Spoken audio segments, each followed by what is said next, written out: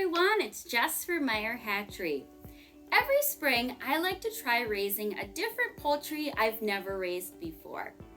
I've raised many different types of chickens, turkeys, quails, and even ducklings.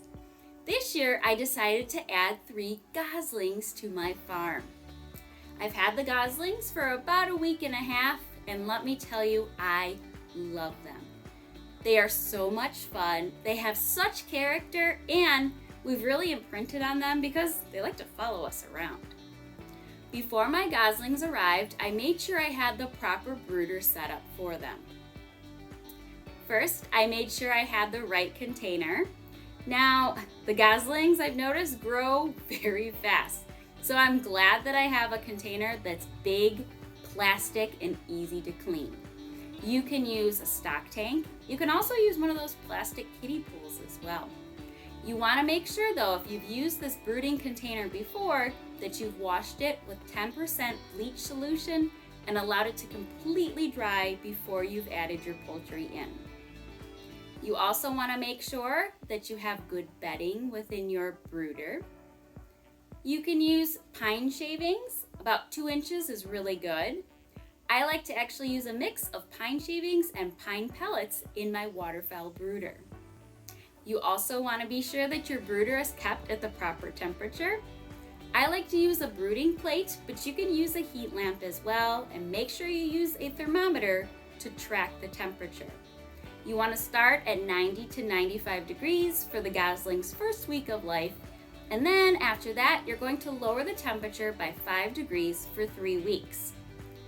At about that time, the goslings will not need supplemental heat anymore as long as the environment around them is 70 degrees. So I make sure the room they're in is kept at 70 degrees. I made sure to grab my goslings some good quality feed. They're on waterfowl starter for the first 2 weeks, and then they're going to switch to waterfowl grower finisher until they start laying eggs. Waterfowl need to be allowed access to water at all times, but you want to make sure that your water setup is set up in a way that these little friends here can't go for a swim. When they're under 8 weeks of age, they still don't have their oils to make them waterproof. I like to use a gallon water container that I've cut a hole out that allows them to just get their heads inside to clean out their eyes and nostrils, but they can't go for a swim just yet. If your gosling arrives with a leg band on, make sure to remove that within 3 days. Now, speaking of swimming, I know, buddy. Once your goslings are 1 week in age, you can allow them to go for a quick swim in some shallow, lukewarm water. This is going to help stimulate the production of those waterproofing oils we were talking about. I know!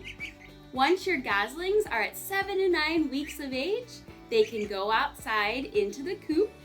You want to slowly acclimate them to going outside. I like to do this over a 3 to 4 day period. Hopefully I've given you some tips for brooding your goslings.